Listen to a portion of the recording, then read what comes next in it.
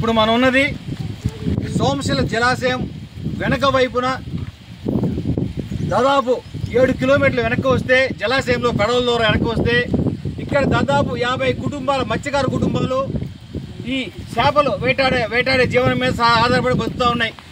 ఇక్కడ వీళ్ళు చెప్పే ప్రధానమైన సమస్య ఏంటంటే ఇక్కడ ఈ జలాశయంలో చేప పిల్లలు వదలాలి, పెద్ద చేపలు లభ్యత లేదు. గత కూటమి ప్రభుత్వంలో 7-8 సంవత్సరాల క్రితం కూటమి ప్రభుత్వంలో ఎప్పుడో చేప పిల్ల వదిలారు.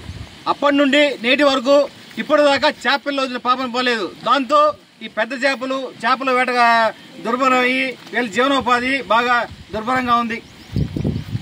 దీంతోపాటు వీళ్ళు అడిగే ఇంకొక కోరిక ఏంటంటే ఇది పర్యాటక ప్రాంతం, సోమశిల జలాశయం పర్యాటక ప్రాంతం. ఈ పర్యాటక ప్రాంతంలో ఈ పర్యాటక అభివృద్ధి కోసం ఈ సోమశిలలో బోట్ షికార్, సోమశిల బ్యాక్ వాటర్లో